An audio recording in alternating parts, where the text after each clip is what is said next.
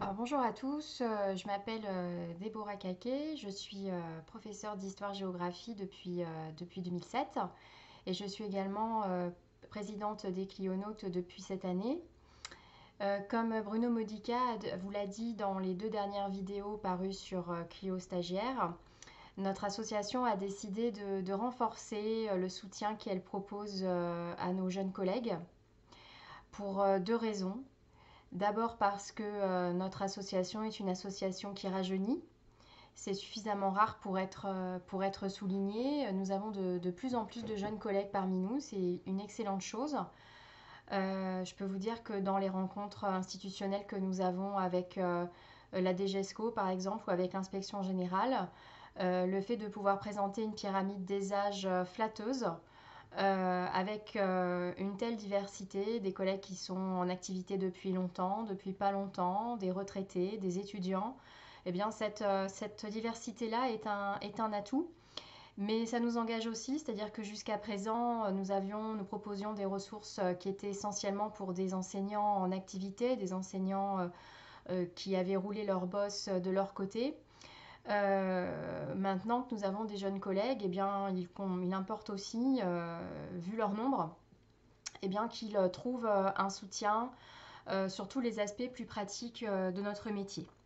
Et la deuxième raison qui fait que nous avons voulu renforcer Clio Stagiaire, eh bien, c'est que en tant qu'association, nous recevons beaucoup de mails de collègues qui nous font part de leur désarroi face à leur classe, face à leur chef d'établissement, parfois face à leurs collègues.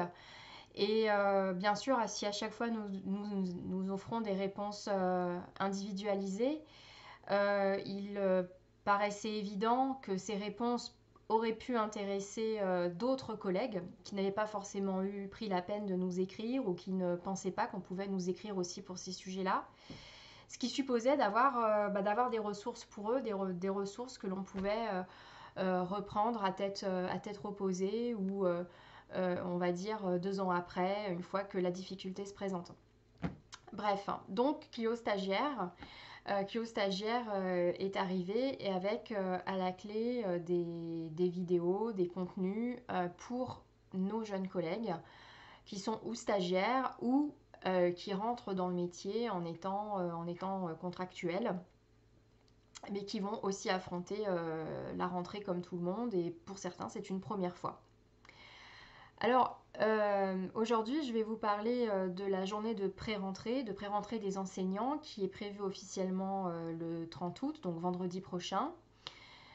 Cette journée va clore la pré-rentrée des stagiaires qui en fait a commencé bien avant, qui a commencé aujourd'hui lundi 26. Cette pré-rentrée des enseignants du 30, elle est obligatoire. Elle peut parfois être couplée à une deuxième journée de pré-rentrée qui a lieu dans ces cas-là la veille. Ou alors, ce qui est la formule la plus fréquemment rencontrée, vous avez donc la journée de pré-rentrée le vendredi et les établissements organiseront deux demi-journées d'activité avant les vacances de la Toussaint qui tiendront lieu de pré-rentrée bis. Donc cette journée de pré-rentrée va vous être présentée alors avec un regard qui est un regard non pas institutionnel et réglementaire, mais avec le regard d'une enseignante qui en est déjà qui en sera sa 13e à la fin de la semaine.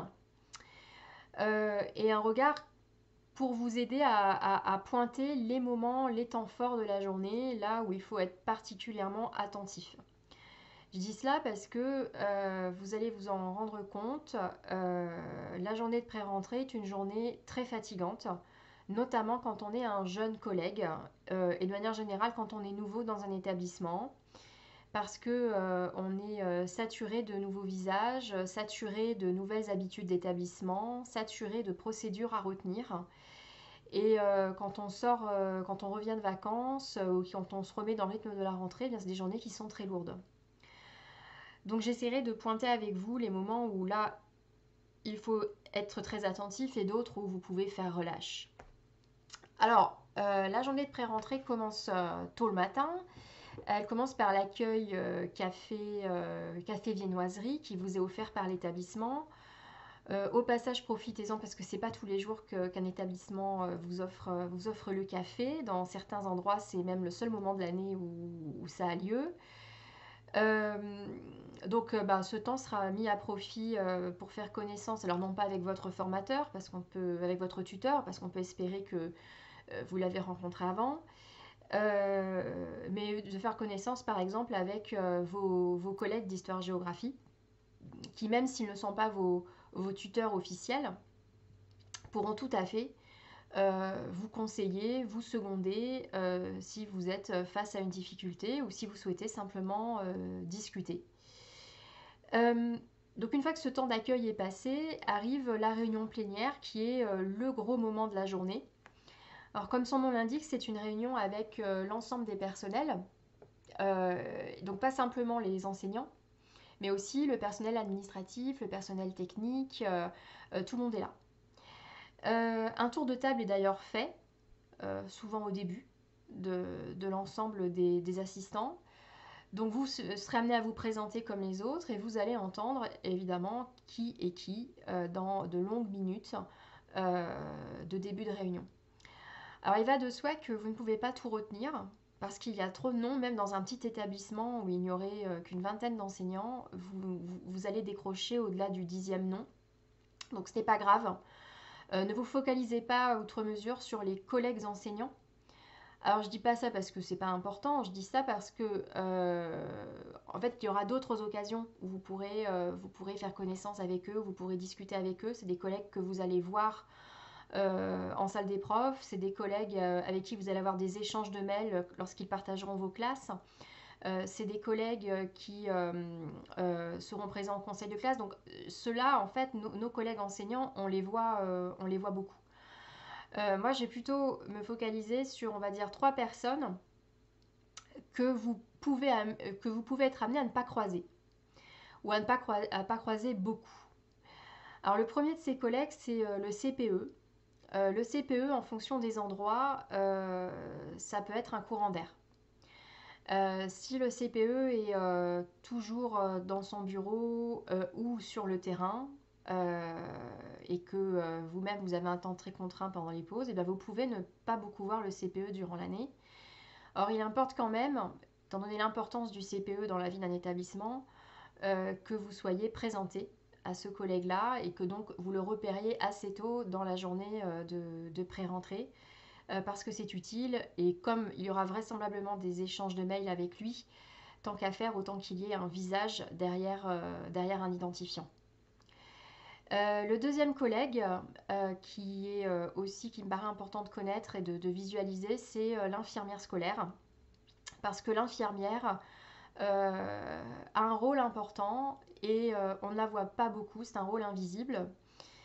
Alors, un rôle invisible parce que l'infirmière est d'abord nommée sur plusieurs établissements, donc il y a des jours dans la semaine où elle n'est pas là du tout. Et même quand elle est là, euh, elle n'est pas disponible, elle ne va pas forcément en salle des profs. Elle est très confinée dans l'infirmerie, et si cette infirmerie est un placard à balai au fond d'un couloir, situation qui malheureusement se répète assez fréquemment, eh bien vous risquez de ne pas la croiser du tout. Or pourtant, ce sont des collègues qui peuvent se révéler très précieux, avec qui vous allez avoir des échanges parce que vous verrez dans chaque classe, vous avez souvent un profil spécifique d'accompagnement. Donc l'infirmière va être celle qui va mettre en place un certain nombre de protocoles, qui va être le relais avec la famille, qui va être le relais avec le médecin scolaire ou avec les médecins tout court s'il y a des suivis, des pathologies particulières. Donc tant qu'à faire, c'est bien de la connaître. Et comme c'est une collègue qui est isolée et qui souvent souffre de cet isolement, je peux vous assurer que si d'entrée de jeu vous montrez votre intérêt, parce que de fait elle a un rôle qui est très intéressant, ça ne sera que plus positif pour vous. Elles ont une bonne manière souvent d'approcher les élèves. C'est peut-être le seul personnel avec lequel les élèves se confient de manière presque intime.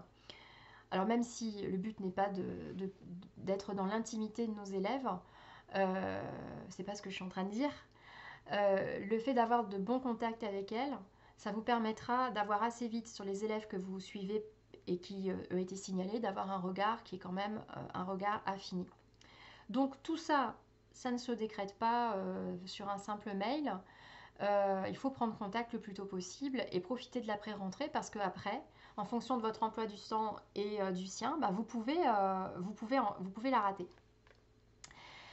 Le dernier collègue qu'il faut repérer, c'est le collègue qui se charge du numérique dans l'établissement. Parfois d'ailleurs, il y a plusieurs collègues qui se chargent du numérique. Donc ceux ou ces collègues-là, repérez-les parce que il y aura des problèmes. Il y aura des problèmes avec les ordinateurs, il y aura des problèmes avec votre ouverture de session, il y aura des problèmes avec la mise en route du vidéoprojecteur, avec les branchements, surtout vous qui allez vraisemblablement être amené à changer de salle. Chaque salle a souvent un matériel d'âge différent, avec des codes différents, des habitudes différentes. Donc si vous voulez quelqu'un qui connaisse la musique pour chacune de ces salles, c'est ce collègue-là. Et donc, rencontrez-le, discutez avec lui. C'est lui qui sera votre sauveteur le jour où vous en aurez bien besoin et que bien sûr, vous ne l'aviez absolument pas anticipé. Moi-même, je peux vous dire que j'ai déjà eu une inspection où le vidéoprojecteur a décidé de tomber en panne. Alors non pas 1 heure avant le début du cours, mais 5 minutes avant le début du cours. Et j'ai eu un coup de main de ce collègue-là et vraiment il m'a tiré une sacrée épine du pied. Donc bref, ne perdez pas de temps si ça vous arrive à demander qui c'est. Présentez-vous à lui si votre formateur n'y pense plus. Donc ça, c'est les 3 collègues, hein. Donc le CPE, l'infirmière et le responsable du numérique. Donc ce tour de table, c'est le premier moment important de cette réunion plénière. Vous allez avoir un deuxième moment qu'il ne faut pas rater, c'est le calendrier de l'année, puisqu'on va discuter collégialement d'un certain nombre de dates. Les dates de début et de fin de période, les dates d'arrêt des notes, les dates des réunions de parents, les dates éventuellement des portes ouvertes. Et ne pensez pas que ces informations-là seront remises dans une feuille à part. Ça peut être fait dans certains cas, mais dans certains cas non. Et si jamais ça vous arrive ou que vous vous en rendez compte après, bien vous pouvez être certain que vous allez le regretter. Donc faites attention à ce moment-là. Et soyez bien vigilants également sur ce que vous allez noter parce que parfois, dans la discussion, les uns et les autres expriment leur point de vue et on ne sait pas très bien finalement ce qui a été décidé au bout du compte comme date. Donc n'hésitez pas à poser des questions et avant d'écrire quoi que ce soit parce que vous pouvez aussi avoir mal compris. Et oui, ça arrive. Voilà, alors le dernier moment, qui est d'ailleurs pas un moment à proprement parler, c'est la distribution du livret de rentrée. Le livret de rentrée, il est d'ailleurs, dans certains cas, mis directement dans une boîte en carton à l'entrée, donc auquel cas vous le récupérez. Mais c'est important de l'avoir parce que vous allez avoir beaucoup d'informations utiles qui sont contenues dedans. Si toutefois dans votre académie, il y a une journée spécifique qui a été prévue pour l'accueil des stagiaires dans les établissements, qui pourra avoir lieu je crois le mercredi ou le jeudi, c'est à voir, donc dans certaines académies c'est le cas. Eh bien, il y a toutes les chances pour que, à ce moment-là, on vous remette ce livret de rentrée en avant-première et pour que d'ailleurs vous rencontriez un certain nombre de personnels, comme le CPE par exemple. Voilà, alors après cette réunion plénière qui a souvent duré entre 2 heures et 3 heures, et oui, c'est assez long, intervient la pause déjeuner. Pause durant laquelle on organise souvent la photo collective, suivie éventuellement de la photo individuelle de chaque enseignant.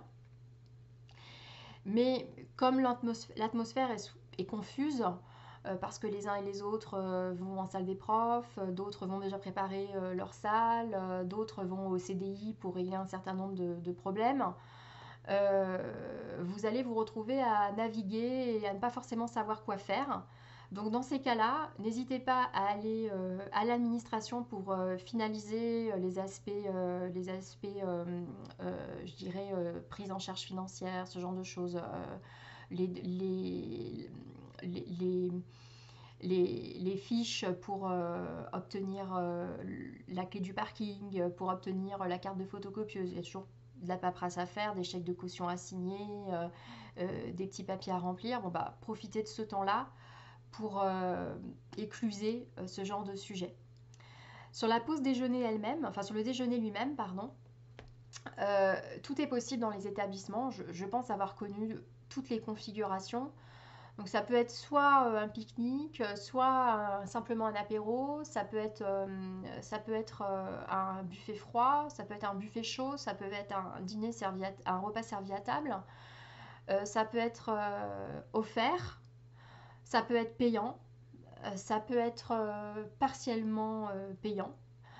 Donc attendez-vous à tout parce que tout est possible. Et au passage, ce sera aussi l'occasion de voir le degré de savoir-vivre de votre établissement. Parce que vraiment d'un lieu à un autre, le moins qu'on puisse dire est que la définition de l'art de recevoir n'est pas universelle. Alors, passé cette pause déjeuner, l'après-midi est un temps consacré à des réunions à comité plus restreint, réunions qui peuvent être dirigées ou non par le chef d'établissement. En tant que nouveau personnel, vous pouvez avoir une réunion qui vous est spécifique, donc l'accueil des stagiaires et accueil des nouveaux personnels tout court. Si vous n'avez pas eu typiquement de journée du mercredi ou du jeudi dédiée. Donc il peut y avoir une petite réunion qui est prévue, auquel cas il y aura une visite de l'établissement, ce genre de choses.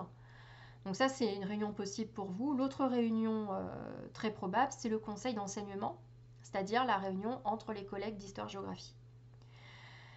Les autres réunions, je pense les réunions des professeurs principaux, les réunions autour des projets, autour de l'accompagnement personnalisé, ce genre de choses, il y a moins de chances que vous soyez sollicité.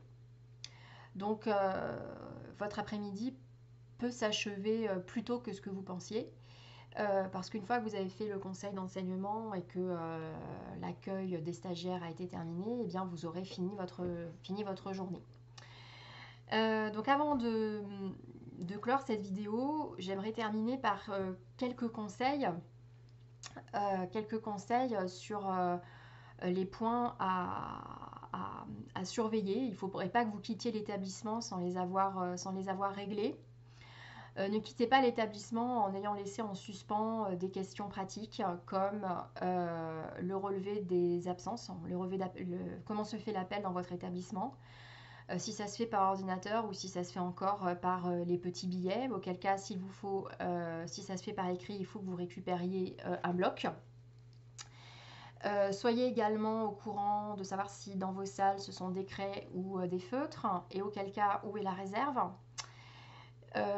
Pour les photocopies, même chose, repérer comment ça fonctionne, s'il faut une carte, s'il faut un code, s'il faut, je ne sais pas moi, une empreinte digitale, ou si au contraire tout est accessible.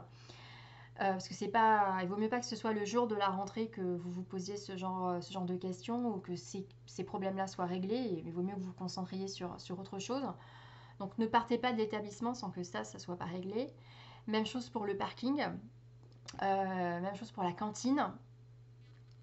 Vous voyez, tous ces aspects, vraiment, si ça vous reste en suspens, ça reste en suspens pour le week-end, c'est dommage.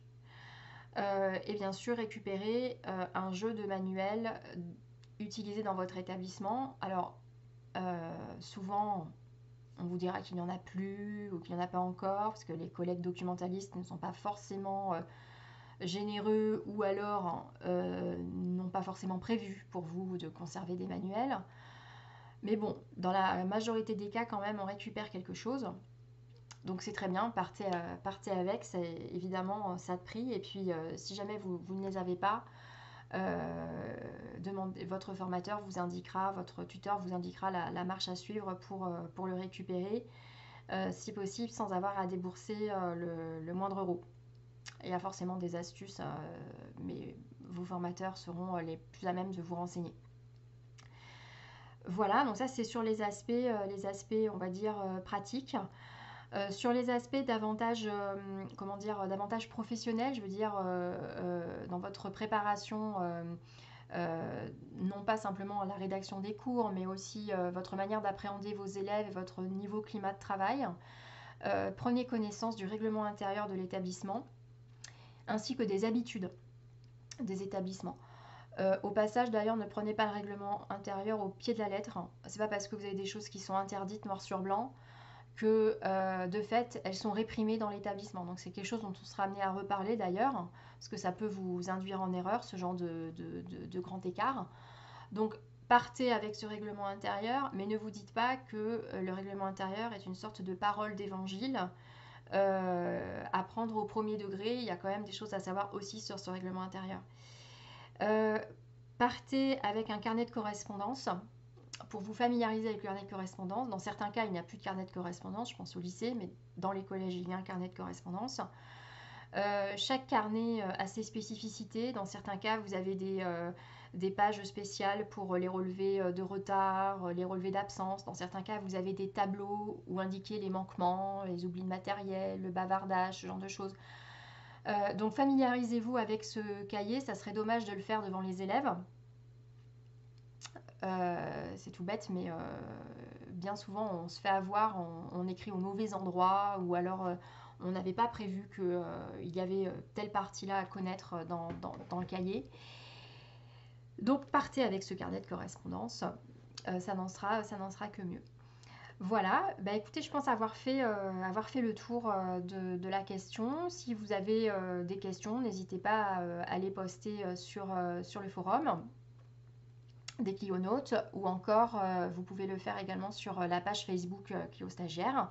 Et ça sera avec plaisir que je vous répondrai, ou que d'autres clionautes vous répondront, parce que je pense que vous l'avez compris, c'est un collectif de collègues passionnés, dont certains sont devenus des amis à titre personnel.